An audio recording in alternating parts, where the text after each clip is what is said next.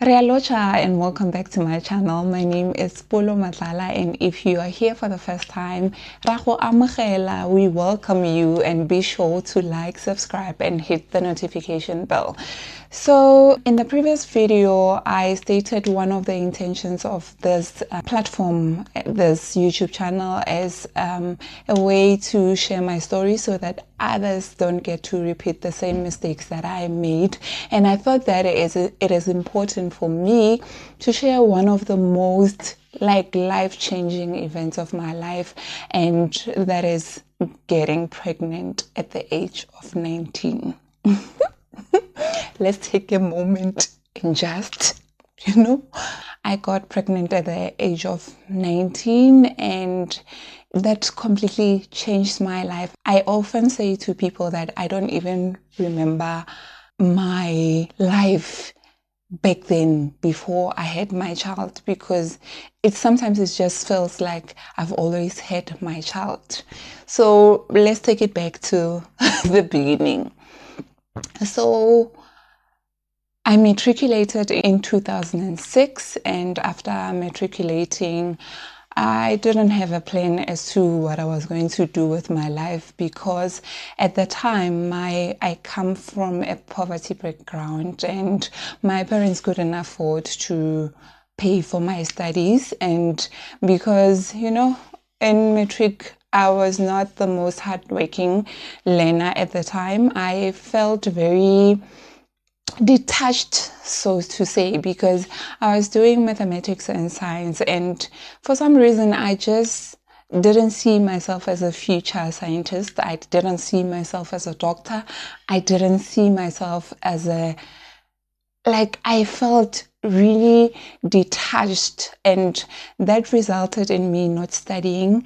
Actually, I used to spend most of my time reading novels instead of studying.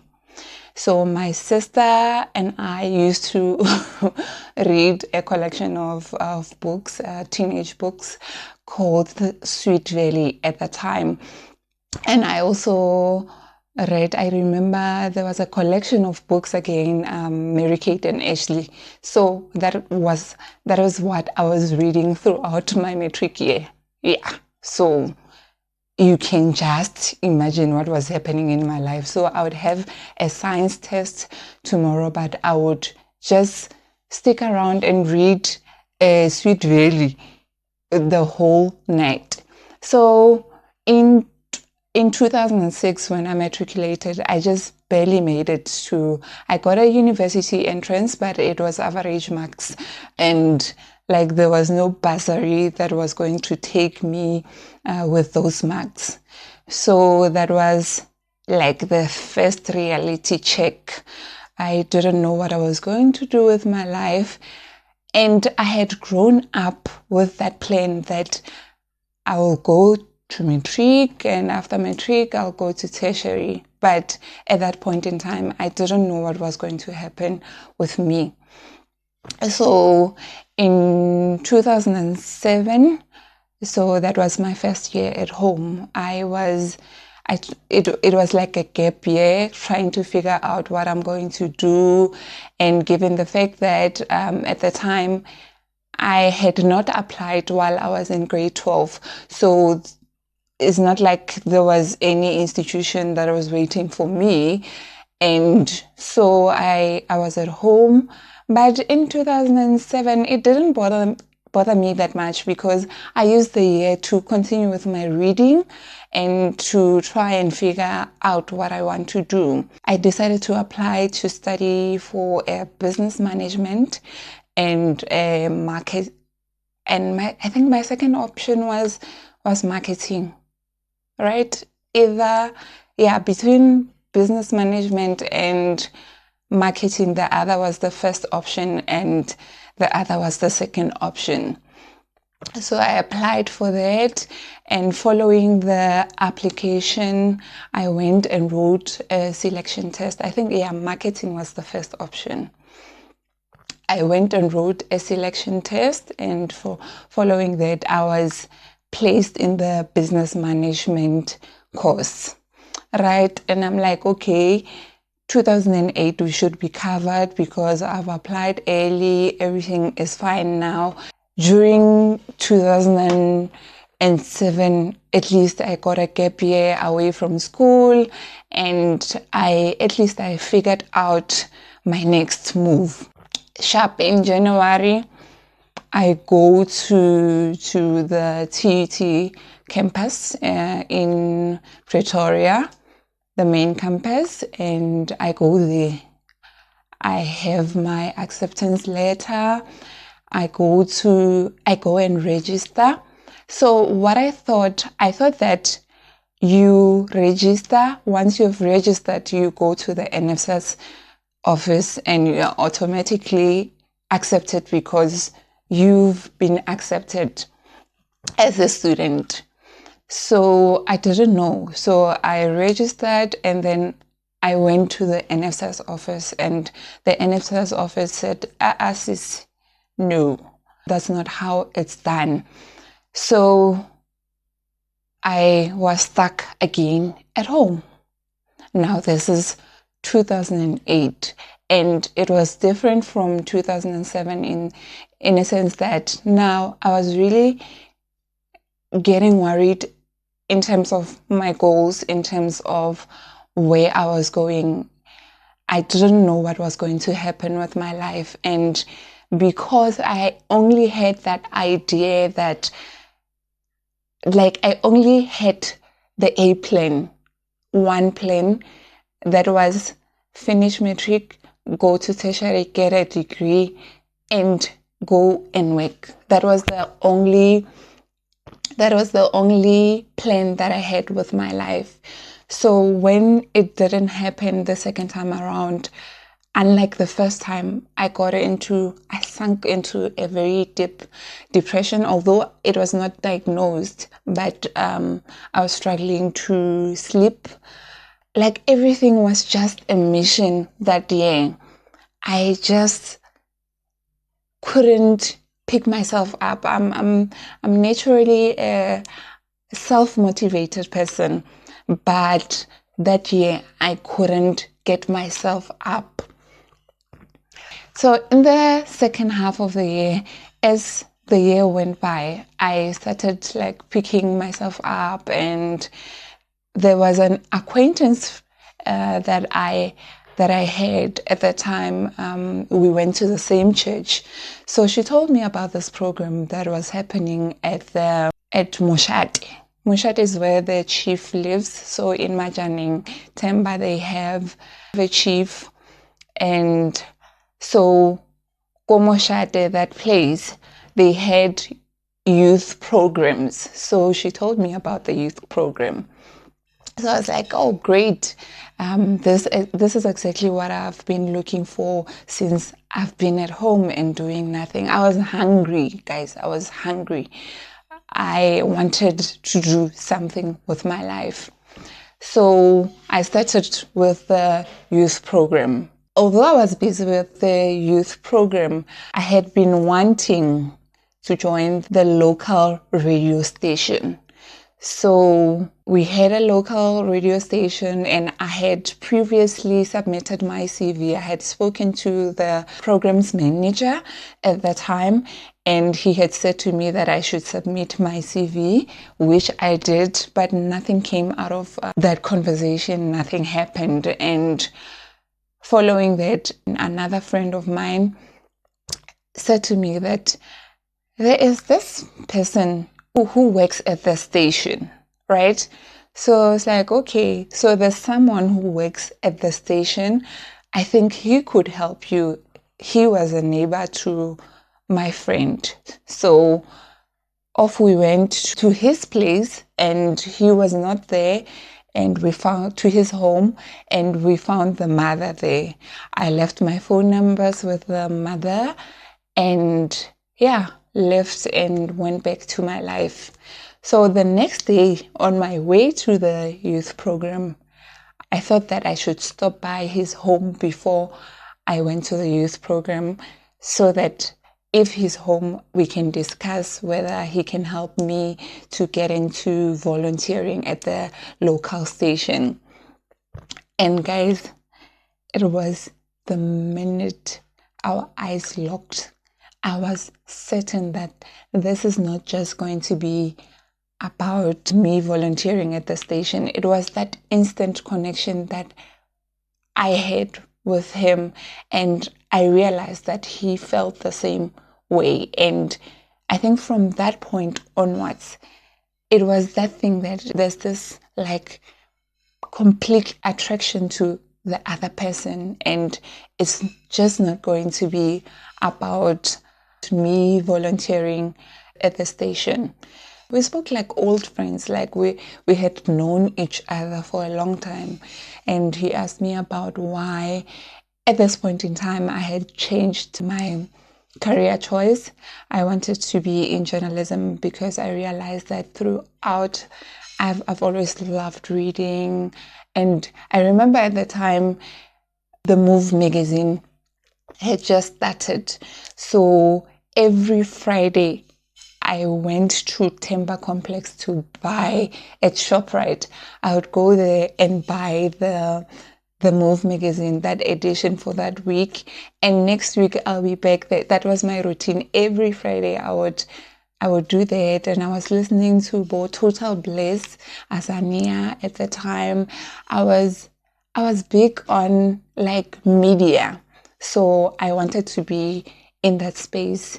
So, and I had also applied again at TUT, but this time around for journalism. So I wanted to start volunteering at the station as kind of a practice before I go and study journalism at the Tshwane University of Technology. I have to apologize for my voice. I'm a bit exhausted. I've had a very, very long 2 days actually. We started dating from that point onwards, and guys, now I was a late bloomer and I didn't know quite a lot about sex. And in middle school they used to call me simpatling. They used to call me simpatling because I was always with guys. So anyway, following that, I started having sex with this person.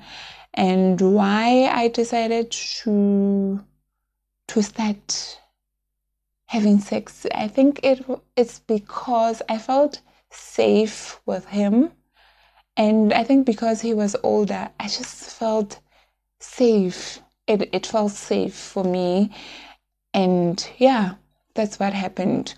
Yeah, the year went by. That was 2008, and this was the year as well that my family was moving back from Hammanskraal back to the Vaal.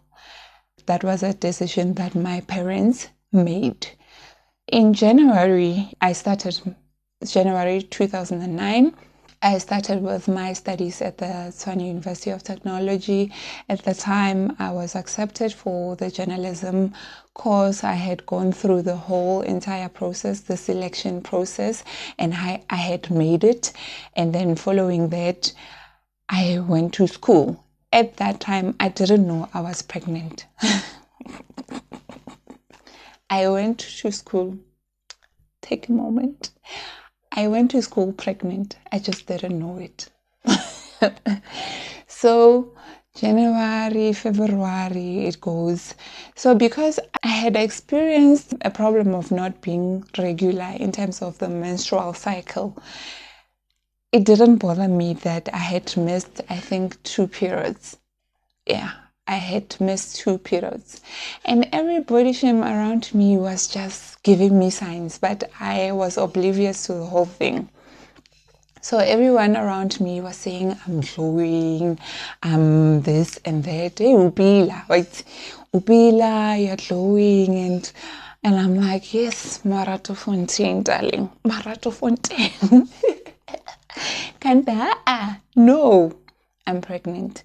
So January, February, March, I started being concerned around, I think, end of March, going to April, because my body was changing. My eyes were shiny.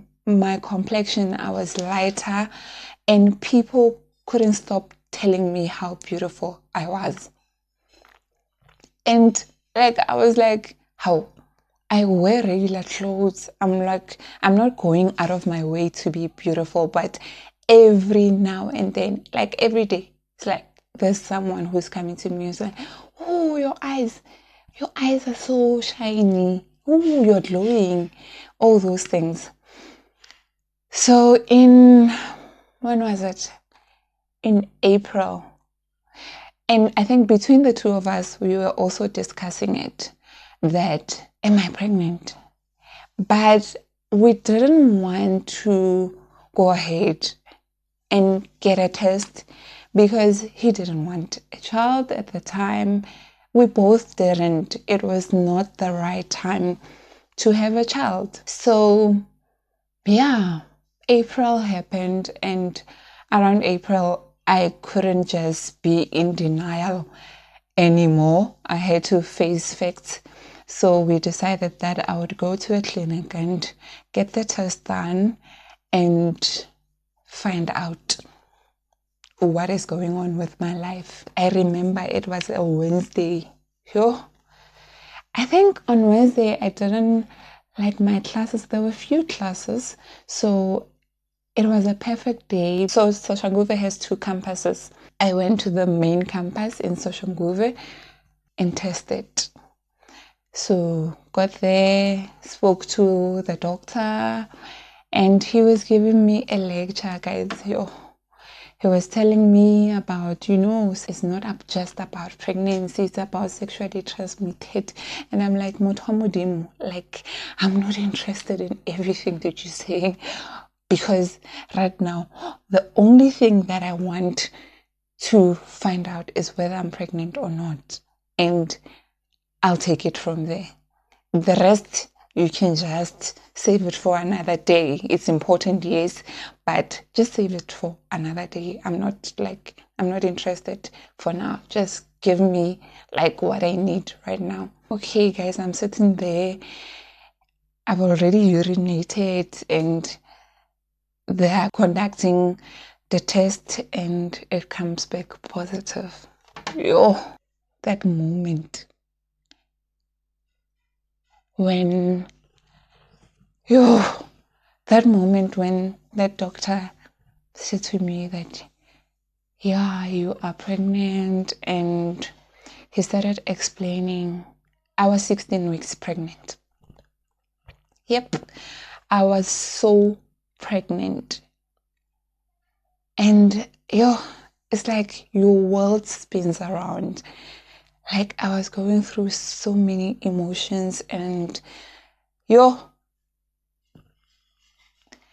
okay, fine. Then he explains to me that I'll have to go and look for a local clinic where I'll go for checkups because they don't provide that. Once I give birth, I can come back to the campus clinic for pregnancy prevention. At that point, I'm like, firstly, I hate going to clinics. I hate health facilities, public health facilities, the service, the everything, but I don't have a choice. I'm going to have to do everything that this doctor is telling me at that time. He's explaining a whole lot of things, but most of those things I didn't quite catch them because I was going through like my whole emotions, my own stuff in the head. So fine. Once he was done, I walked out of that room and my life had just changed from that moment. I remember sitting down at just next to Jenka Hall and just sitting there alone, quiet, and just looking at people as they were passing by and thinking to myself that I'm not even sure what the future holds at that moment because I didn't know what's going to happen Am I going to continue with my studies? So many questions. I had so many questions. And at that point, there was like not even one person I don't think there was anyone that was going to make sense to me at that time. All right, I then go back to the room and I call the father of the child and to tell him just to confirm the news. I think we knew, but you are hoping that that can be it. Like, what are we going to do? Right? Anyway, yeah, we confirm and it's like, what are we going to do? What are we going to do? Because at the time, he was suspended from the station and basically it's two unemployed people. I'm a student, he's unemployed, and how are we going to feed this child? What are we going to do? From then on, I decided that I think it was that weekend that I would go and tell my parents of all the things that were difficult about the whole thing. I think telling my parents was the worst thing. It was the worst thing. So I take the taxi to the Vaal and I know I have to tell my parents, but the day I arrive, I just go around about business and I'm trying to hide the stomach. It feels like everyone can see, but people are just minding their business. People are just doing their stuff, but you are so self-conscious at that point that you think that people see you. It's like, when you have done something wrong, you just think that people know somehow. You're always feeling guilty and your conscience eats at you. Right? I get there. The Saturday, I think I'm just like practicing. How am I going to tell them? Should I call them in? Should I tell my mom? Should I tell my dad? What should I do? But ultimately, I call them and say to them that, Mama and Papa, I called you because I have missed my periods for the last 3 months now. It was the 4th month. And I went to the clinic to check what was happening and they took a pregnancy test and it came out positive.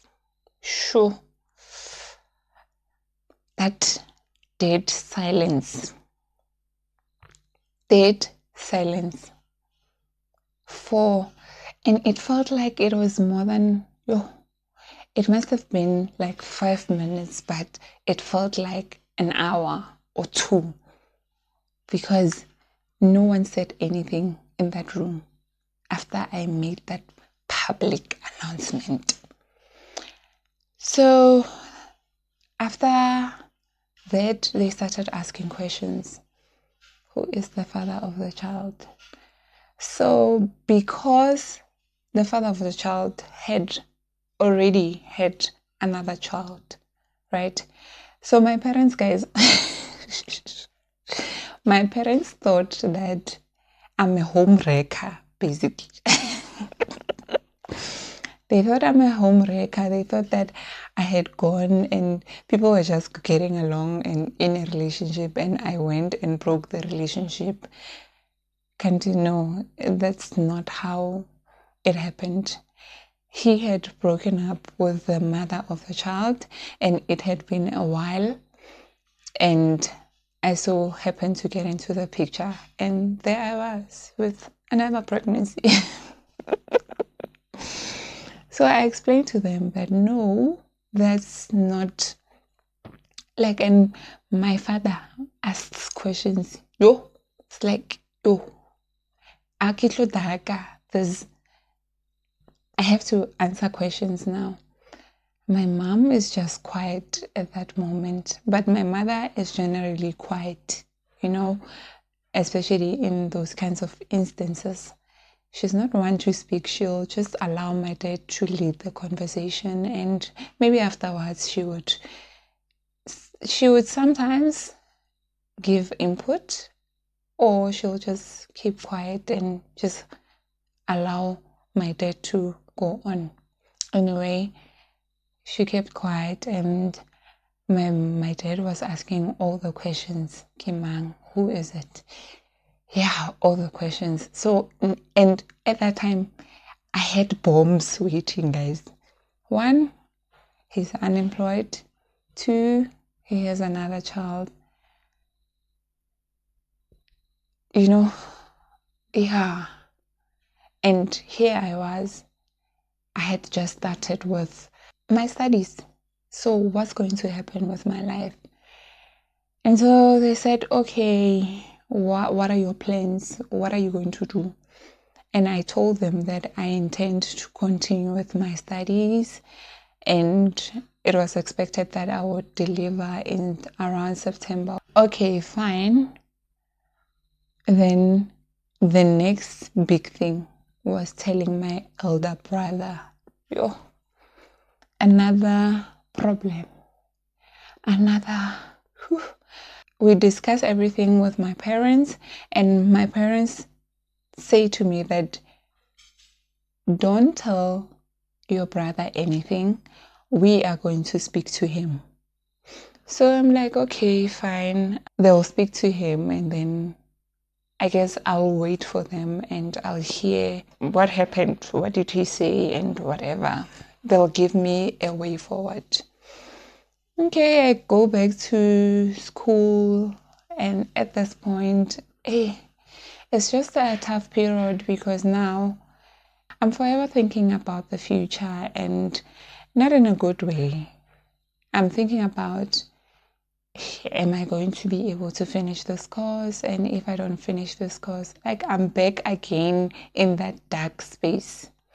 So, right, I go back, and during that week, my parents were to tell my brother, I think on the Saturday. And during that week, I get a call from my brother. And before I answer, I'm like,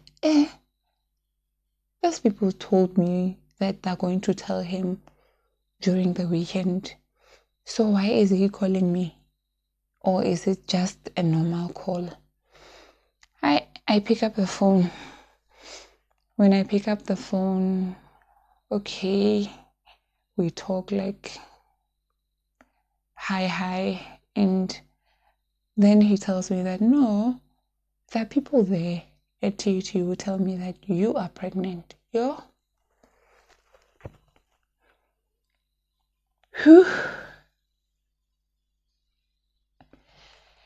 like, no, who are those people who are telling you that, and what? I don't know what they're talking about. It's like, no, I just need to know whether you're pregnant or not. That's what I want to know, and it doesn't even matter who told me. I'm like, okay, yes, I am pregnant. That silence again. He keeps quiet, and I don't even remember the rest of the conversation because it was similar to what happened with my parents. They were quiet for some time, and afterwards they started asking questions, but there was a deep sense of disappointment. You could feel it, that these people are disappointed, and at that point I feel like a loser, guys. Anyway, my brother knows I'm bothered by Kimang Apapang, who told my brother. And whoever it is, he has never told me. Like a good journalist, he protected his source. To this day, I don't know who it is, but I think at this point, it doesn't matter. Hey, it is what it is. It happened the way it did. But in terms of school-wise, despite the pressures that I was experiencing at the time, I continued to study very hard. I think I was more driven now to ensure that I pass, and I made sure, hey, during the week it was me classes. After classes, I would go to the library and I'd be there up until around 9 o'clock, 9:30. And that was my routine. And I would wake up again at 3 o'clock in the morning and start studying again. So that was my routine. I wished that I could speed up everything so that I just start working so that I'm able to provide for my child.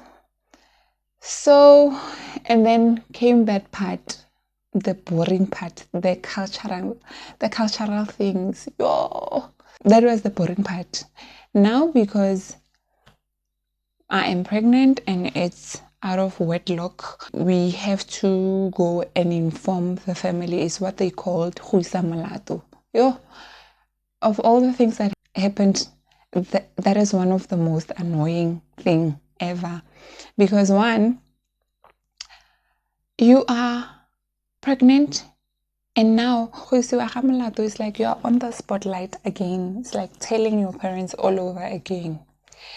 So we go there.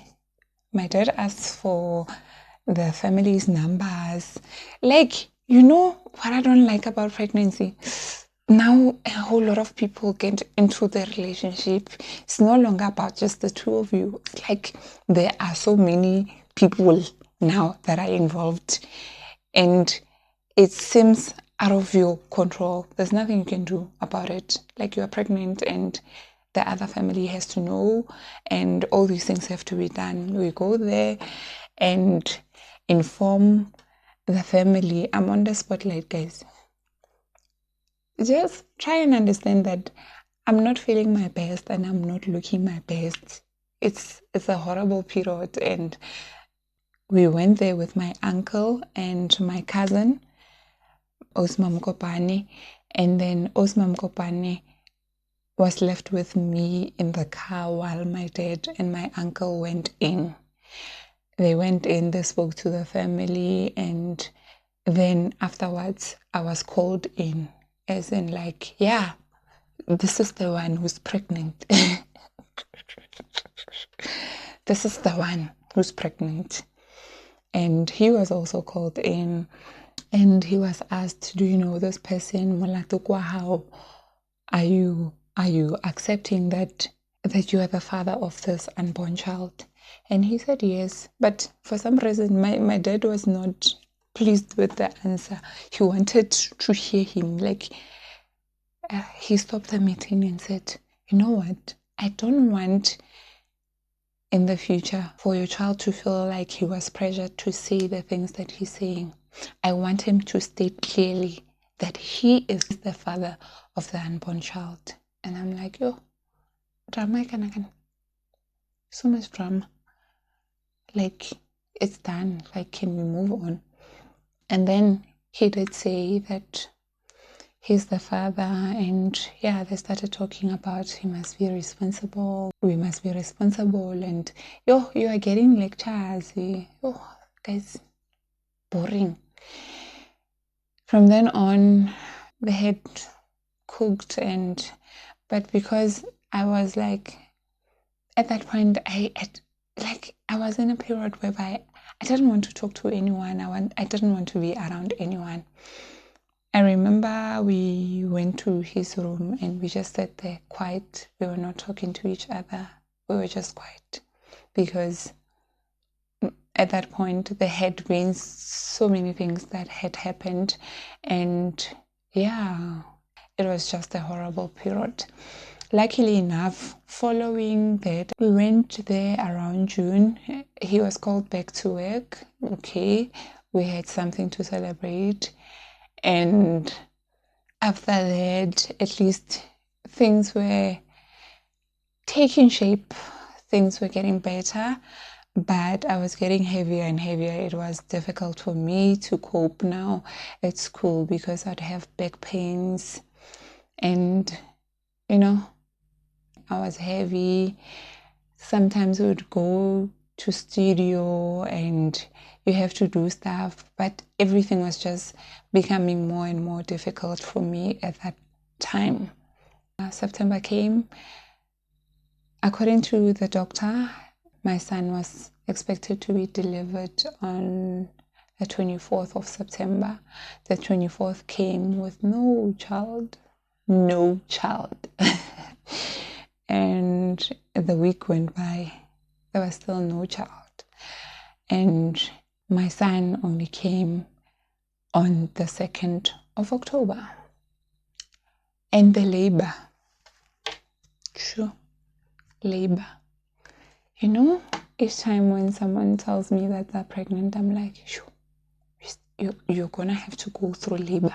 I'm happy for you, but you're gonna have to go through labor. That's very intense, difficult, it's painful. And I went through the whole thing and it was so painful. It was painful. So back to the lessons that I learned from being pregnant at 19. First thing first, when you get pregnant at that age, there's still so much that you don't know about yourself. I had not discovered anything about myself. I didn't know myself at that point. And I had to grow up very fast. The other 19-year-olds and 18-year-olds at the time were enjoying their tertiary experience and, making friends, going out and all that. I was not doing that. I had to focus and I had to be quite strong to make sure, because in my head, I was going to have a child and, I didn't get to enjoy the tertiary experience. I don't even have stories to tell, honestly. It was just going to school and coming back for me and tests and assignments, and that's just about it. So I didn't know myself. I had not experienced anything. I had not explored. That was the first thing. The second thing, when you get pregnant, right, it changes the relationship between the two of you. Pregnancy is not just about finances, guys. It's about your emotional well-being as well. I don't know how to explain it, but it challenges the relationship a lot. Pregnancy can either make or break you as a couple because it's no longer the honeymoon, I think even at a later stage when you get pregnant, when you are older, still it puts that test on the relationship. And for us, because it was unplanned and everything, it was fights. Oh.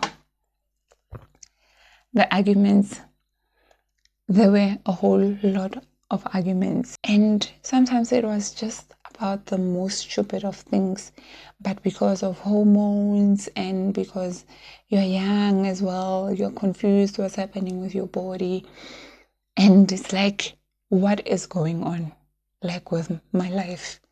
So it was also that. And thirdly, it was the finances. We didn't have money to be in a position to raise a child well.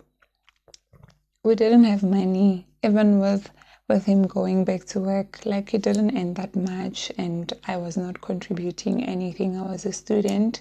So that was just another thing that really affected us.